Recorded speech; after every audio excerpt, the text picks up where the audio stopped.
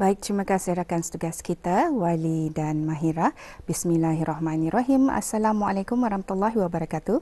Selamat pagi, salam sejahtera. Alhamdulillah Auda bersua kita kembali ya, menerusi rampai pagi yang kami bawakan dari daerah Blyth. Seperti biasa, saya akan mengongsikan antara acara-acara semasa yang akan berlangsung di sekitar daerah Blyth, di mana Majlis Ilmu 2023 sempena sambutan perayaan ulang tahun Hari Keputeraan Kebawah Duli Yang Maha Mulia Paduka Seri Baginda Sultan dan Yang di-Pertuan Negara Brunei Darussalam ke-77 tahun bagi peringkat daerah Blyth diadakan pada hari ini, iaitu hari Khamis 23 hari bulan Jamadil Awal 1445 Hijrah bersamaan dengan 7 hari bulan Disember 2023, di mana program diadakan di Pusat Insan Nisria sebetulnya, dan insyaAllah ianya akan diadakan bermula pada jam 8.15 pagi.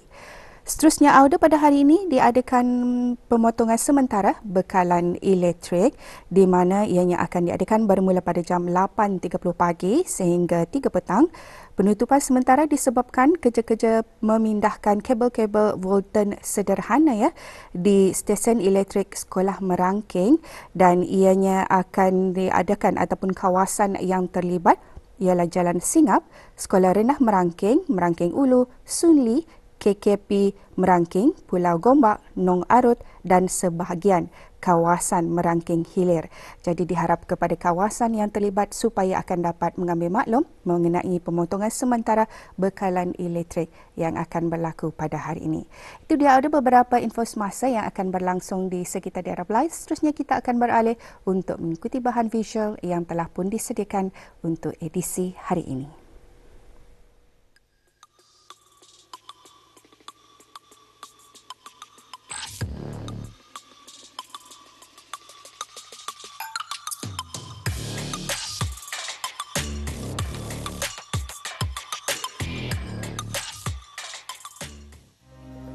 Melakukan aktiviti kecergasan atau fitness ini bukanlah semudah yang disangka.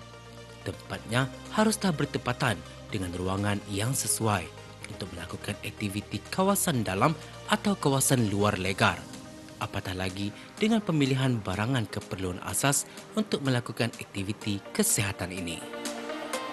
Namun itu bukanlah satu alasan untuk kita tidak mahu berusaha atau memilih jalan ke arah yang sihat.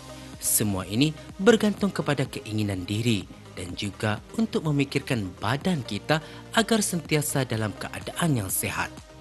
Fitness adalah kegiatan olahraga pembentukan otot-otot tubuh atau fizik yang dilakukan secara rutin dan berkala, yang bertujuan untuk menjaga vitalitas tubuh untuk berlatih disiplin. Penggerakan dari senaman fitness ini pasti akan membakar lemak sekecil apapun waktu atau porsi latihan yang sedang dijalani. Tujuan ini seringkali menjadi keutamaan bagi mereka yang ingin menurunkan berat badan. Dalam pakej program kali ini, kami juga berkesempatan dalam menemu bual dengan salah seorang jurulatih fitness yang ada di daerah Blyth.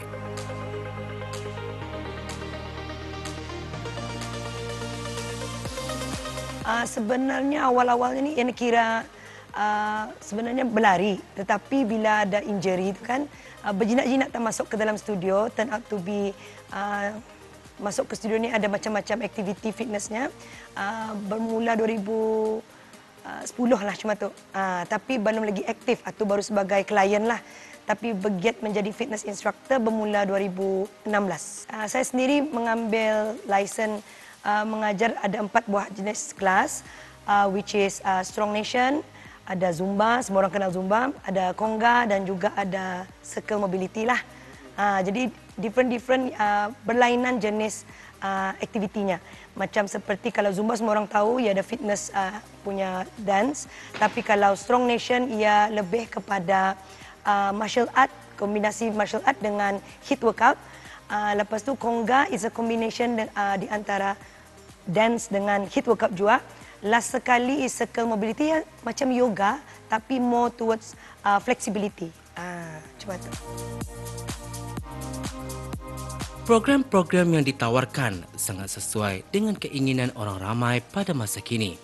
Trend terkini membuatkan orang ramai lebih berminat dalam melakukan aktiviti fitness. Malah, jurulatihnya juga adalah orang-orang yang berpengalaman dan sudah lama menceburi bidang fitness ini. Di sini kelas yang saya adakan dari hari Isnin sehingga hari Khamis dari pukul 5.30 sampai pukul 6.30, 1 jam lah. Tapi kadang-kadang bila ada event macam seperti Hari Wanita, Breast Cancer Awareness, selalunya dia akan lakukan macam lebih lama lah, 90 minit macam itu. Pada hari tersebut kami telah mempromosikan mengenai penglibatan wanita dalam sukan. Kerana pada masa ini boleh dikatakan dalam dah banyak atlet-atlet Brunei perempuan, and then memandangkan juga macam seperti contohlah kalau dalam perlawanan selalunya kebanyakannya atlet lelaki di bawah, atlet perempuan ni kurang nombornya. So ini dimaukan sama, pencapaian itu sama.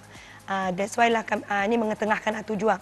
And then sama juga sewaktu saya sebagai seorang speaker, di mana saya untuk itulah sport as a tool for innovation, di mana macam changes dalam sukan itu. Kalau dulu orang pandanglah macam sukan ini cuma untuk yang atletik, tetapi masa ni ada perubahan, sukan ni untuk semua.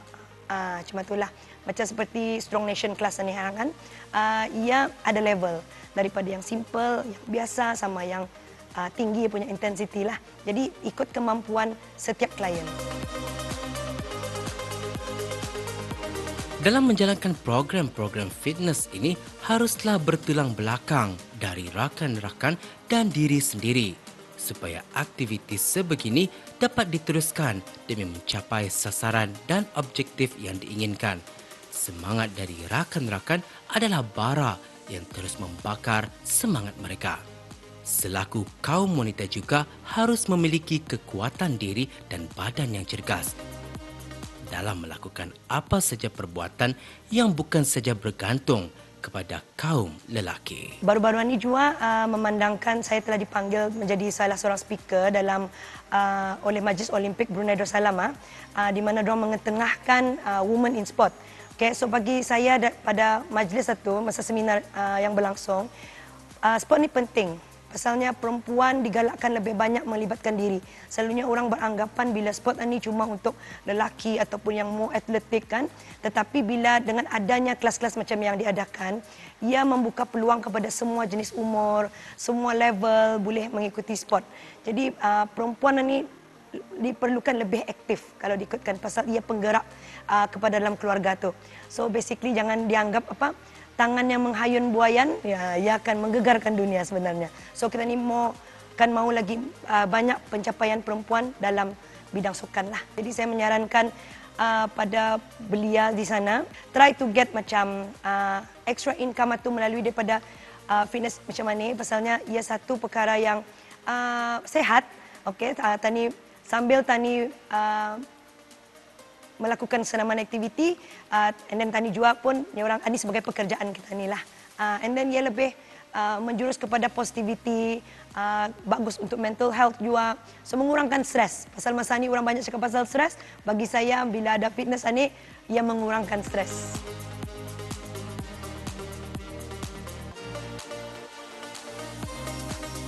Di negara kita, semakin hari semakin ramai yang sudah mengikuti dan melakukan pelbagai aktiviti fitness dan juga kesihatan. Ini adalah dari hasil komuniti yang kecil menyebar luas kerana keseronokan dalam melakukan sesuatu aktiviti sihat bersama dengan kawan-kawan. Apatah lagi aktiviti yang membawa manfaat untuk sesebuah negara. Warga sihat, negara maju.